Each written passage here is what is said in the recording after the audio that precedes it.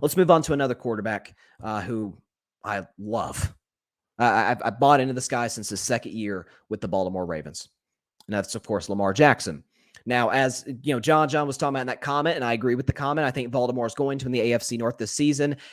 As of right now, we know the Ravens, Lamar Jackson, have not come to an agreement on a contract extension quite yet. And we know this is Lamar's last year of his rookie deal. This is his fifth year team opt-in last year of his contract, right? He's going to be a free agent. He's scheduled to be a free agent in the spring of 2023. And we know the Baltimore Ravens, Lamar, they want to get a deal done. So Lamar and his representative, who happens to be his mother, have told the Ravens essentially, we're putting a deadline at it. Okay. If there is not a contract agreed, if there's the terms of the contract aren't agreed to until opening day of the NFL season, if we're not able to agree to a contract before opening day of the NFL season, September 11th, Sunday afternoon, we're cutting it off. I'm going to bet on myself this year. I'm going to play this last year of my contract. I'm going to be a free agent next spring. So Lamar and his mother are basically saying, this is it. We're giving you an ultimatum. This is it. Okay, if nothing happens until then, Lamar's going to play this last year in his deal, and he's going to be a free agent next spring, and we'll see what happens. There'll be plenty of suitors, trust me. So first of all, Lamar's playing this negotiations perfectly for a couple of reasons. Number one, he's putting pressure on the franchise, on a well-run Baltimore franchise. I've always given them that. Steve Bisciotti is an excellent owner. GM is excellent. John Harbaugh is an excellent head coach. I don't think he's gotten enough credit, maybe because his brother is maybe more animated and whatnot at the University of Michigan. I don't know. But this is a well-run Ravens franchise, which surprises me that they're not making this deal with Lamar. They're not, getting it done.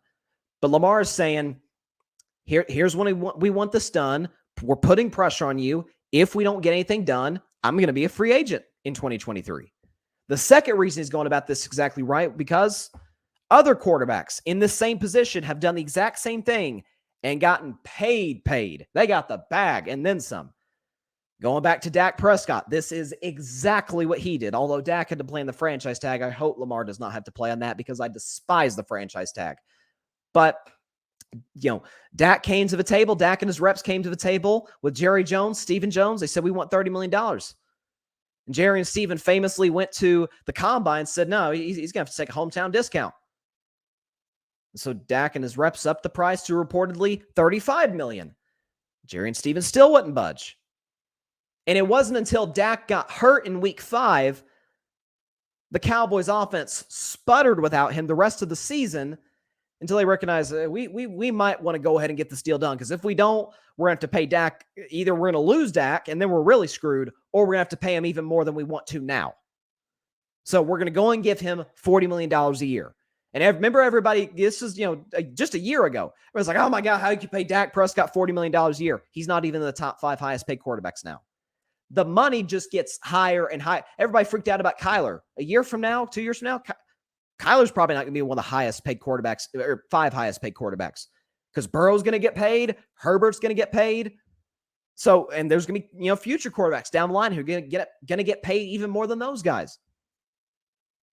Lamar reportedly wants 5 years, $250 million. So an average of $50 million a year. And he wants it fully guaranteed, Deshaun Watson style.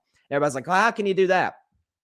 First of all, people saying, making the comparisons to Deshaun. First of all, even the off-field, the legal stuff aside with Deshaun Watson, he struggled to stay healthy. He had the ACL injury his rookie year. He had all kinds of injuries in between, in part because he had a bad offensive line. But still, Deshaun has showed, the inability to be, has not been able to be out in the field consistently enough for the Texans, and I think possibly for the Browns if he even suits up for the Browns. Right, the Browns giving him that money was one of the most, irresponsible deals that we've ever seen in NFL history. There's no question about it. And so you have a guy in Lamar Jackson who's won an MVP, who's gotten better every single year. Every single question that has been asked about Lamar Jackson, each year he checks one off the list. He answers each one. As I always say, he came into the NFL in 2018. People are like, oh, this guy can't be a quarterback. Many said he should be a wide receiver. You can't win with this guy. And Lamar Jackson took over a Ravens team that was average, 500 football team, helped him win the division, get to the playoffs. Well, you don't trust him in terms of his ability to throw the football consistently. So what did Lamar Jackson do?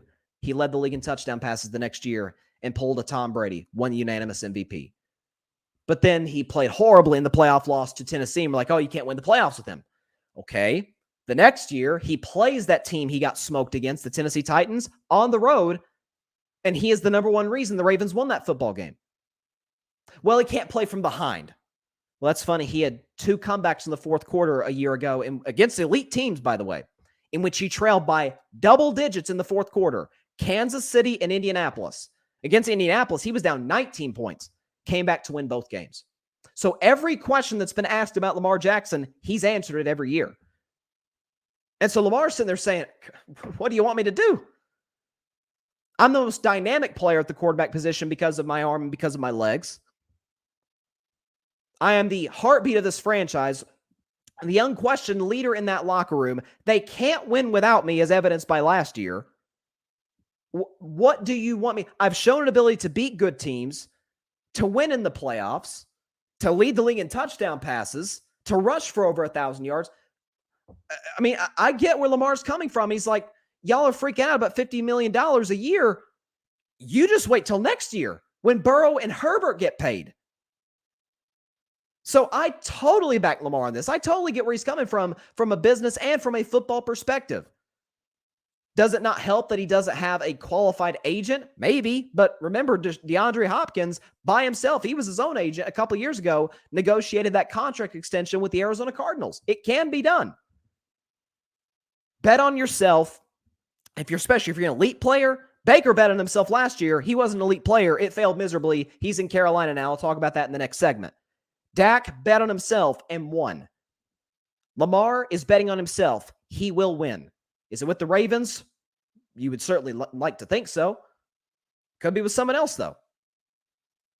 But this guy, considering where the market is going, he's next up on the list. It was Kyler. Now it's Lamar. He's going to get 50. Guess what? Herbert, Burrow, they're going to get 55. Maybe 52, 53, but in that area. They'll get more than Lamar gets. It's how it works. Pay him now so you don't have to pay him later. It's a mistake the Cowboys made with Dak. This is not the mistake that the Ravens want to make with Lamar Jackson. Go get your money, young fella. Thanks so much for watching the show on YouTube. Be sure to click that big red subscribe button and go check out the other clips and full shows of Carving It Up Live. Have a blessed day.